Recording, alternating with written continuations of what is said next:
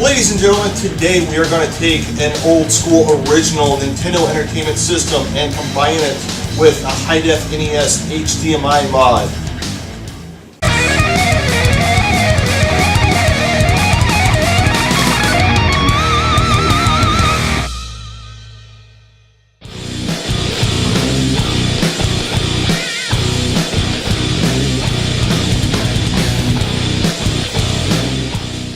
So if you watched the last video, you noticed that we took the Super Nintendo, Sega Genesis, Sega Saturn, PSP, and hooked those up to the FrameMeister and also the OSSC using RGB output. One system that I left out of that was the NES. Now, the NES is only capable of outputting RF and composite video. So we have two options to get a good quality video output. One is to use an RGB mod, which is very similar to what we're doing here. The other option is to use a Hi-Def NES HDMI mod by GameTech USA. So the parts for this mod are available directly off their website. Costs about $150. If you're not good at soldering, you may want to consider buying the parts and paying someone to do it for you, which might get a little expensive. Also, there are a couple people that are buying these, modding their Nintendos, and selling them directly on eBay, and last I checked, they're going for about $300.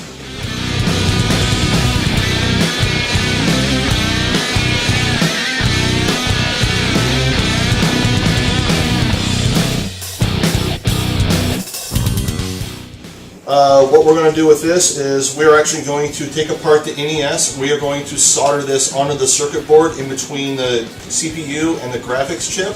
And this will take the direct signal from those chips and output it through HDMI. This is not a video converter. This takes it directly from the source. It's a little more involved than the RGB mod because it's a lot more soldering and desoldering. And we're going to show you how to do that now.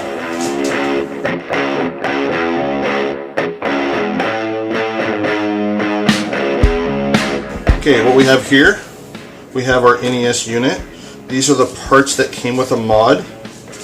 These are the two components. These will actually need to be installed in between the motherboard and the actual chips themselves. We are going to have to desolder both the picture processing unit and the CPU to install these in between the two.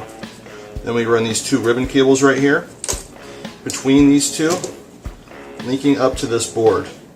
There is no video conversion in this mod. This takes the signal directly from the chips and sends it to this signal to recompile it, outputting an HDMI source. Now, of course, we have this little wire here to apply power to the circuit. Of course, you want to unplug the NES, hit the power button to make sure you discharge all the capacitors that are in there. Unscrew all the screws that are on the bottom. There's 6 here. Already unscrewed them. Then we're going to take everything apart and expose the motherboard.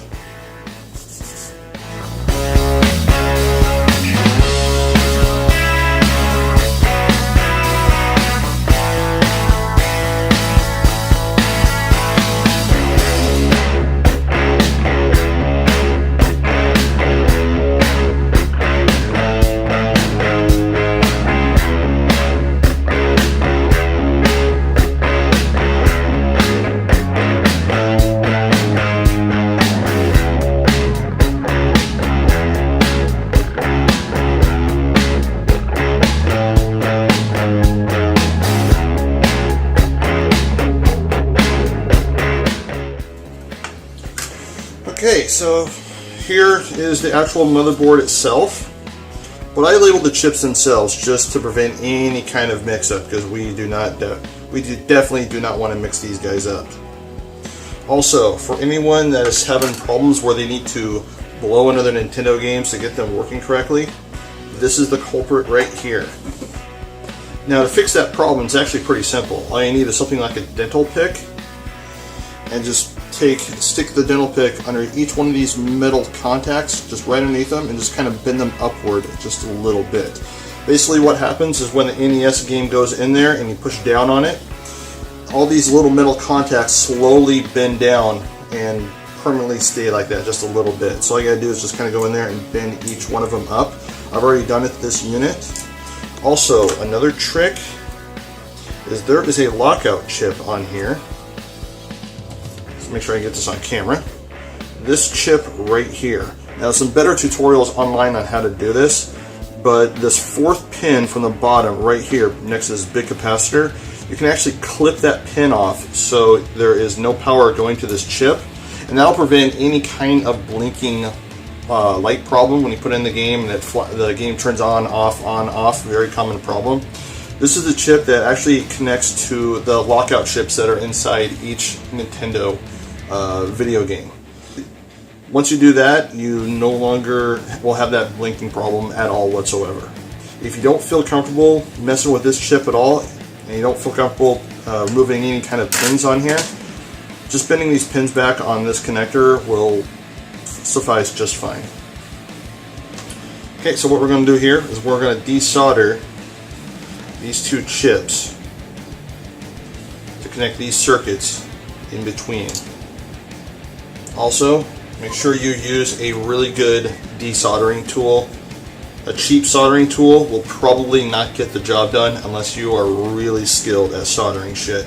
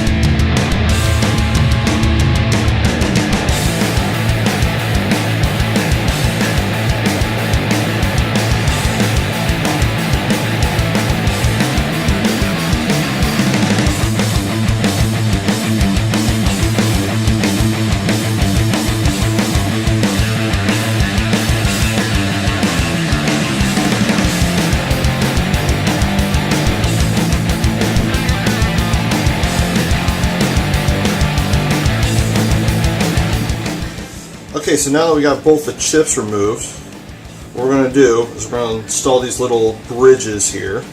I don't know what they're called. Basically, we're going to put these onto the circuit board and solder them in. And what that'll do is that'll help extend the circuits above the circuit board a little bit so it can avoid some of the capacitors. Also, this capacitor here, depending on your unit, will have to be either relocated or moved because it's going to get in the way. The last unit I did this to, all I had to do was bend it back because it had enough length in the pins. This one is not that case, so I'm going to have to desolder and find a way to relocate it.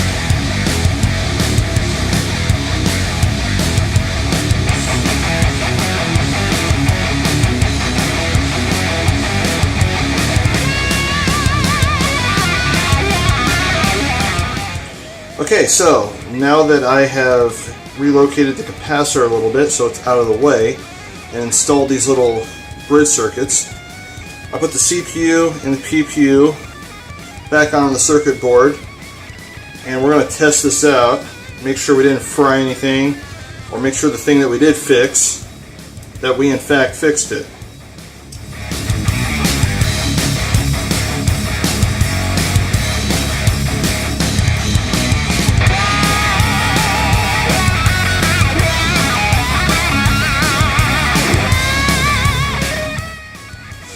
Okay, so we powered it on, we hooked it up to the television. Not only does it get picture, but it also gets sound. We want to make sure that we test both picture and sound. Now that we know that the chips aren't fried and that one little trace that we messed up we fixed, we are going to take it back apart and we are going to install these circuits and the rest of the HDMI mod itself.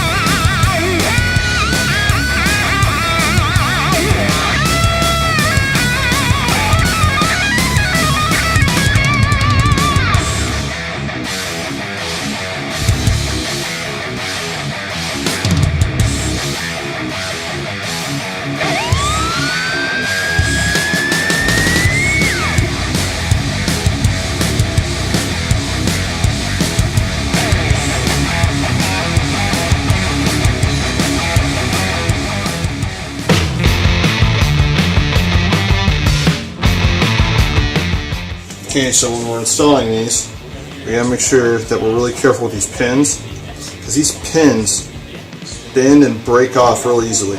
It's not one of those things where you can just bend and kind of bend back in place. They kind of snap off. And I had that happen with one of these guys right here. So what I did is I just soldered to this contact right to the bottom, so I just connected it directly through here. So hopefully that doesn't cause a problem, which I doubt it will. Should be fine.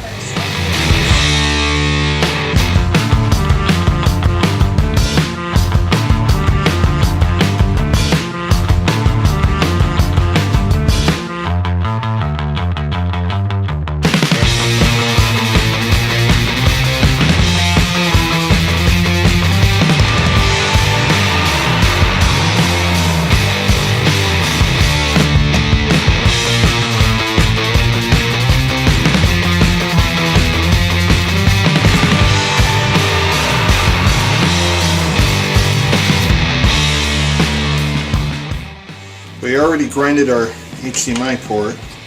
However, this little guy right here is in the way. Because I kind of designed the circuit more around the top loader NES, not necessarily the front loader.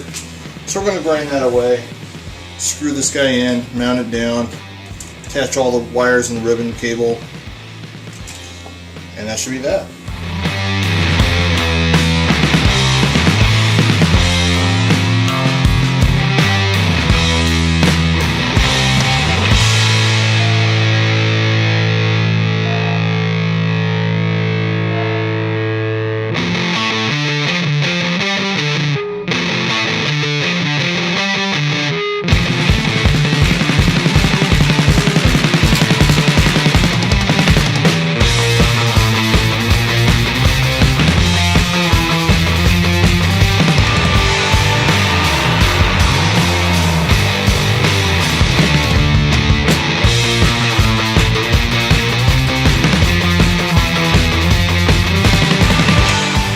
Okay, so we got everything installed. We got the ribbon cables installed. We got the power going to the circuit, and we got our mistakes patched up.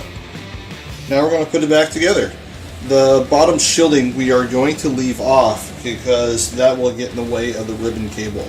I mean, you could try and trim around the metal shielding, kind of half put it in, but I wouldn't risk it because those sharp corners could easily cut that ribbon cable. So yeah, let's put this back together.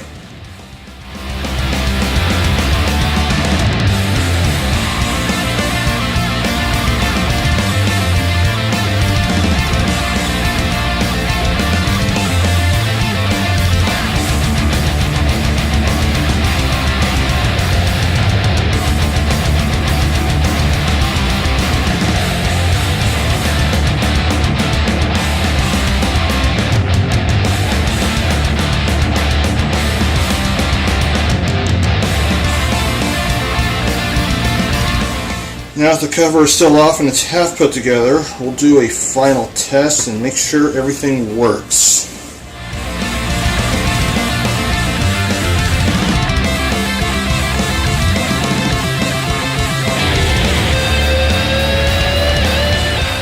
So now we got this thing all fully back together, and we've tested it, we've made sure that it works. We are going to hook this guy up, and we are going to show off all the features and what this is capable of. So here we are with the HDMI mod plugged into the TV. As you can see, it looks really good. Looks like you're running an emulator right off a PC. Here's the trippy part. So you can bring up the menu for the HDMI by pressing back and select on the controller. Kind of weird to see an overlay on the Nintendo like this. But here you can adjust a specific resolution that you want to. Right now I have it set to 720p.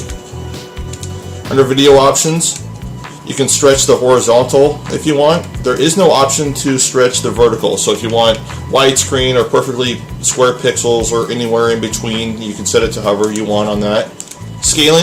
Scaling, this will give you all those options to do those HD filters, kind of give it an HD look here. Kind of all the edge smoothing, things like that. A lot of things that emulators will do. Kind of cool to see it on original NES.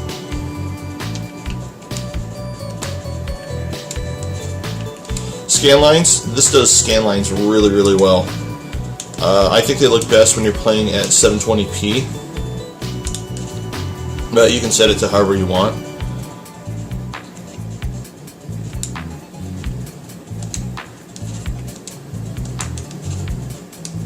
Color palettes.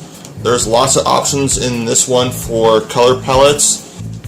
Because the NES is not capable of native RGB support, there was never an official RGB palette on the NES itself, so almost all these are custom. The only official RGB palette there was for NES games was on the Play Choice 10, and they put that on here. Looks a little weird, almost like that Simpsons tint a little bit, but if you like it or if you want to play with an official Nintendo color palette, you have the choice to do so. Cropping, you can crop the edge of the screen if you want to get rid of all those weird artifacts.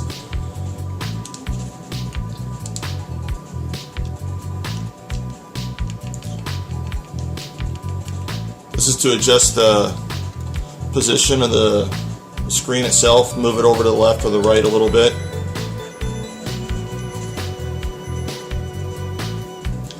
Audio options. A lot of audio options on here. A lot of the Famicom games had special sound chips in them. For example, the Castlevania 3 on the Famicom. I believe this will decode them to output those special sound channels that they do. I haven't had a chance to test that out on any because I don't have any of those games available. This will give you the option to adjust specific sounds on specific volume channels, and of course if you want to get into the real technical stuff here, you can do that. Settings. This will get you into the hotkey commands on how to adjust that. For example, the default is to get to this menu right here while you're playing the game is you hit select and left on your D-pad. If you're afraid of hitting it by accident, you can set it to whatever you want. And then once you're done, you can just save it. Also gives you an option to adjust the 1080p height, 4x, 4.5x, because 240 is not a perfect integer scale of 1080 like it is on 480 and 720. We are testing out the composite output with the light gun on a CRT. So you turn on the Nintendo. It's going to take a couple seconds because it has to boot to the composite output instead of HDMI.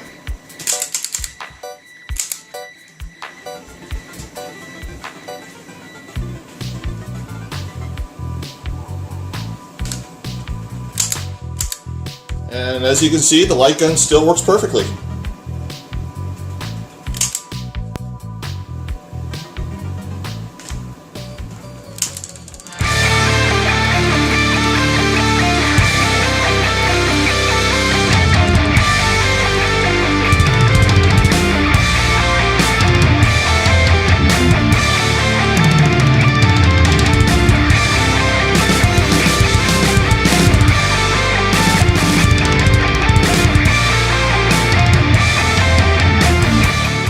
that was a Hi-Def NES mod installed onto an original Nintendo to output HDMI.